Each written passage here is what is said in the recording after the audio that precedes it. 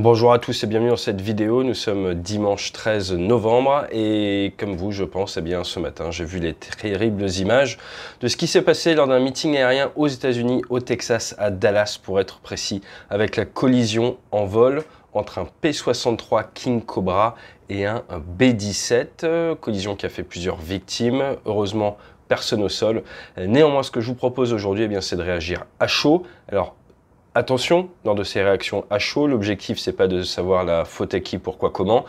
Quand je décide de faire des réactions à chaud, c'est plus pour essayer de vous faire profiter à très court terme, je sais que nombreux d'entre vous sont pilotes, eh bien de leçons que l'on peut tirer déjà de ces premières images et qui peuvent augmenter, enhancer, comme on dit en Amérique du Nord, la sécurité à très court terme. Et là, vous allez voir, il y a plusieurs leçons déjà que l'on peut prendre avant même l'attente du compte-rendu final qui fera foi. Et je vous le rappelle, dans l'aérien, culture juste, nous ne sommes pas là pour jeter les pierres à X, Y ou Z. Nous sommes là pour comprendre comment les plaques de fromage, comment les plaques de Reason se sont alignées, ce qui a amené à l'accident.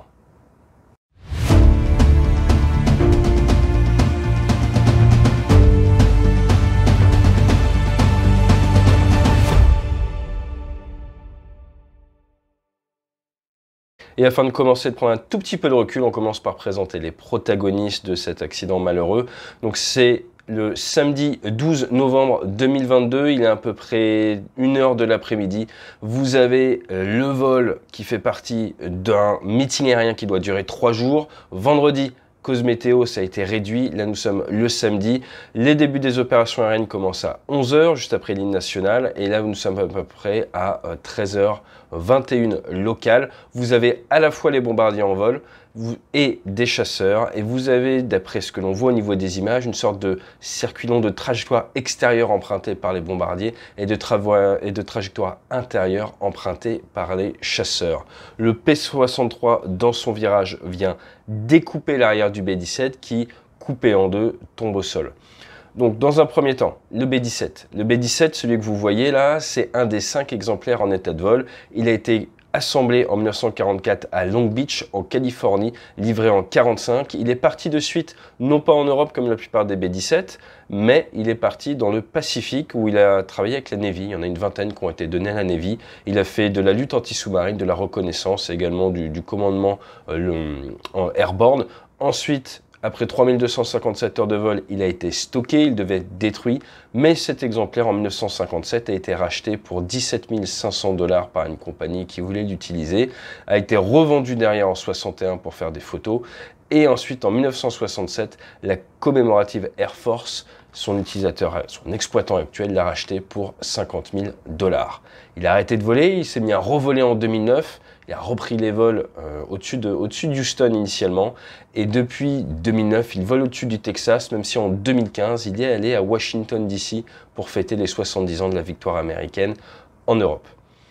Les B-17, je pense que vous connaissez bien, il y en a à peu près une quarantaine à l'heure actuelle qui restent, et il y en a quand même énormément qui ont été fabriqués. On parle de 12 731 B-17 fabriqués, à peu près un tiers perdu au combat, 4 750 pour être précis.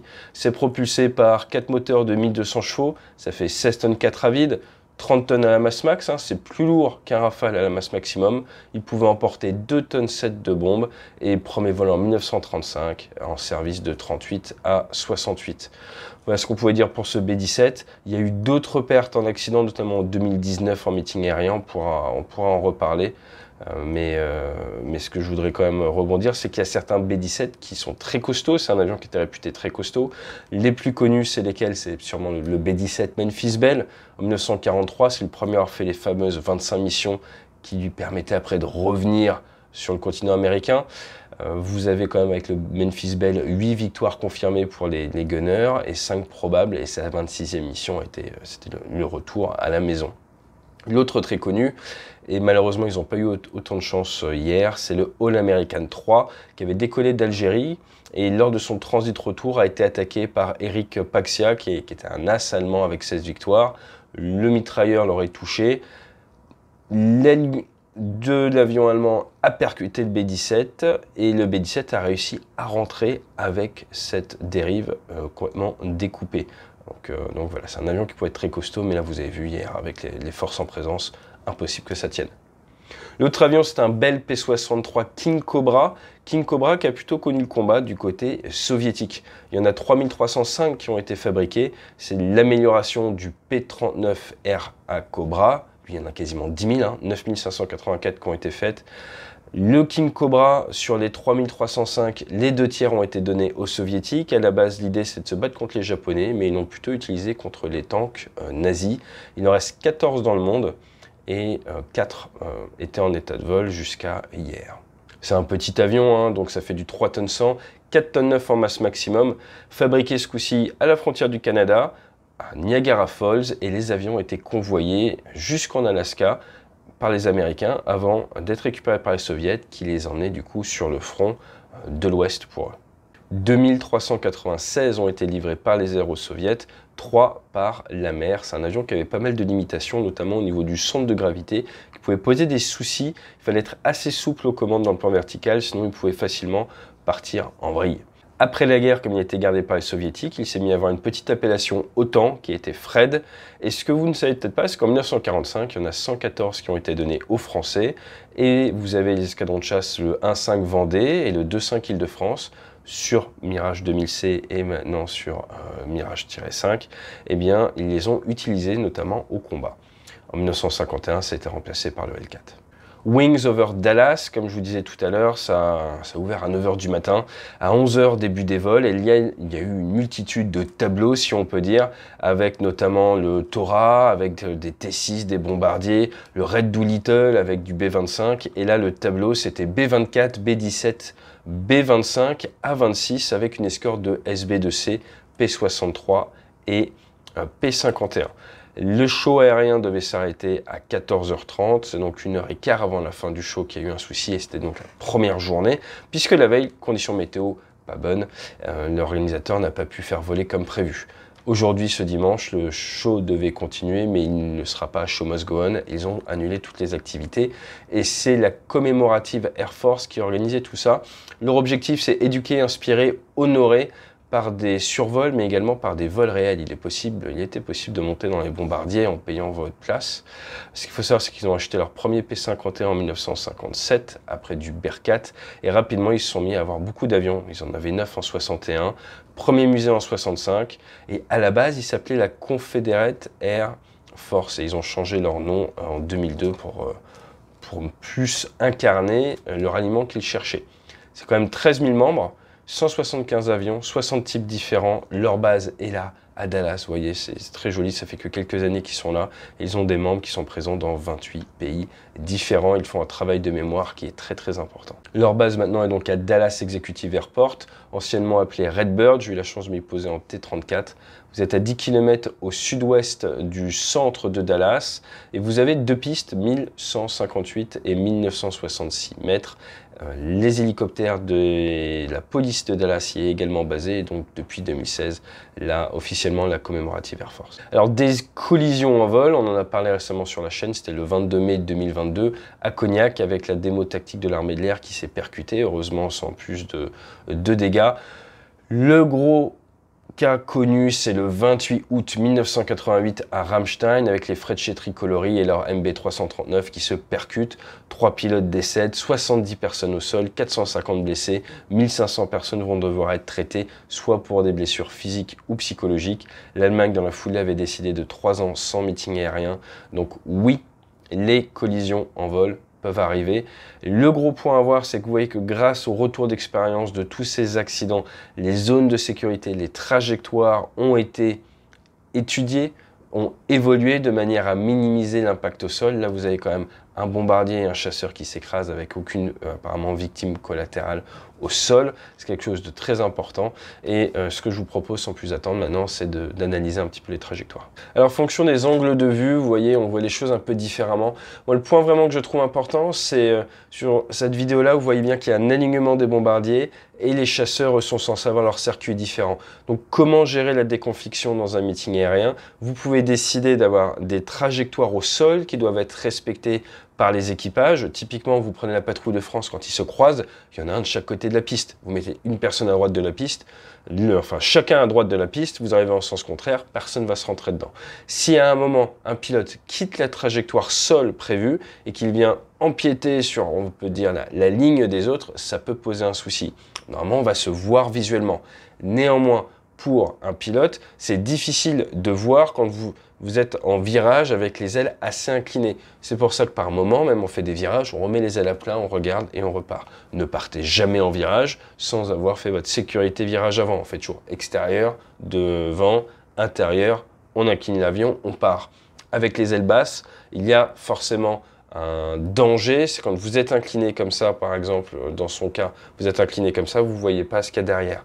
Et si vous avez l'avion incliné mais que vous ne tirez pas fort sur le manche, vous allez pouvoir quitter votre trajectoire et faire ce qu'on appelle un belly up. Donc vous ne voyez pas ce qu'il y a sur votre trajectoire et c'est extrêmement dangereux. Pourquoi est-ce qu'on peut se retrouver à faire ce genre de virage ?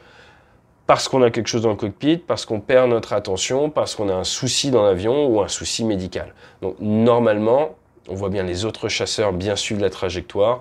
Le pilote du P-63 aurait dû plus tirer sur le manche pour respecter sa trajectoire sol. Les grands points qui vont sûrement devoir être étudiés par les bureaux enquête-analyse, le NTSB américain, c'est est-ce que le pilote avait un souci ? Vous avez souvent des pilotes qui ont un certain âge, et de toute façon, quel que soit l'âge, on peut faire face à un souci médical dans un monoplace. Donc peut-être que le pilote a eu un souci médical, peut-être que pas du tout, mais c'est un souci de trajectoire ou un souci de conscience de la situation. Dans tous les cas, ce que l'on voit clairement, c'est qu'il y a un changement de trajectoire, enfin une sortie de trajectoire pour le P-63 qui normalement aurait dû faire un virage beaucoup plus serré de manière à rester de son côté, si on peut dire, du côté chasseur de la force. Et je m'appuie sur certaines prises de vue où sur le parking, là, vous voyez bien le P-17, vous voyez un chasseur qui passe vertical, la personne qui filme, un deuxième chasseur légèrement plus à droite, on dirait un P-51, et là derrière, vous voyez arriver le B-17 et vous voyez le P-63 qui est à l'extérieur. Donc ce que ça fait également penser, c'est que tout le monde est un petit peu en sorte de patrouille lâche. Et si vous avez donc le leader, imaginons le premier était le leader qui fait une trajectoire, le 2 est légèrement extérieur, le 3 est encore plus loin. Alors au final, au vu des trajectoires, qu'est-ce qu'on peut se dire ? Je pense 3 grands cas possibles. Premier cas possible, incapacitation du pilote, il a un souci médical, on le saura avec l'autopsie. Deuxième cas possible, vous avez eu un briefing où il y a une séparation dans le temps entre les chasseurs et les bombardiers. Les chasseurs doivent passer devant, les bombardiers doivent passer derrière. Du coup, dans le cerveau du pilote du P-63, les bombardiers ne sont pas conflictuels. Il met toute son attention sur garder en visuel les autres chasseurs qu'il précède. Alors qu'il fait son virage, il se prend un peu trop de marge et il va sortir trop à l'extérieur, ce qui l'amène conflictuel avec les B-17 qu'il n'avait pas anticipé comme étant une menace potentielle parce que les chasseurs devaient être devant. Autre possibilité, tout le monde doit suivre une trajectoire sol. Le pilote du P-63, pour une raison X ou Y, ne tire pas assez fort sur le manche, sort de sa trajectoire sol et n'a pas conscience, ne voit pas le B-17. Dans tous les cas, il y a une chose qui est sûre, le pilote du P-63 ne voit pas le B-17 du fait d'un virage trop souple. La grande question, c'est pourquoi est-ce qu'il fait ce virage trop souple ? Soit parce que son attention est accaparée par les chasseurs qui sont devant, soit parce qu'il a un problème dans l'avion, mais pourquoi ne pense-t-il pas au danger des bombardiers, soit parce qu'ils sont censés être déconflictés en timing, en distance, soit parce qu'ils sont censés être déconflictés en largeur, et le pilote de P-63 n'a pas conscience d'autant sortir de cette trajectoire normale. Donc voilà, c'est principalement dû, du coup, une grande chance, à un problème de conscience de la situation et de non-perception du danger des bombardiers. De manière générale, la leçon que l'on peut en tirer, c'est toujours l'avion que vous ne voyez pas qui vous tue, c'est toujours la menace non détectée qui vous tue. Et quand vous êtes dans un meeting aérien comme ça, que vous soyez aux commandes du P-63 ou aux commandes du B-17, il faut essayer de savoir où se trouve tout le monde. Vous êtes numéro 3 d'une patrouille de chasseurs, ça ne suffit pas, essayez de trouver les autres avions. Vous êtes en B-17, essayez de trouver les autres avions en permanence. Personnellement, moi, ça m'est arrivé en meeting aérien, j'étais leader du dispositif.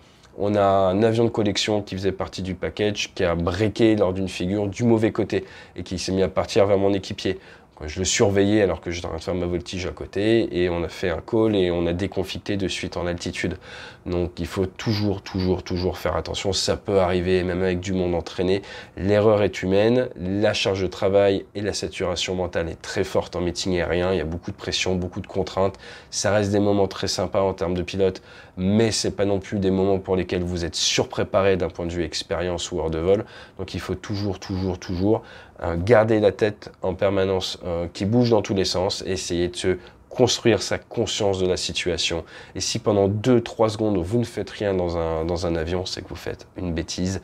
Et là, si vous partez aujourd'hui en vol avec votre avion léger, regardez dehors, voir et éviter. Et n'hésitez pas à bouger votre avion, à remettre les ailes à plat dans un virage s'il faut, à regarder autour. Je vous dis à très vite sur la chaîne, on a des vidéos sur le F-35, sur le Rafale qui vont sortir cette semaine. N'hésitez pas à vous abonner et fly safe.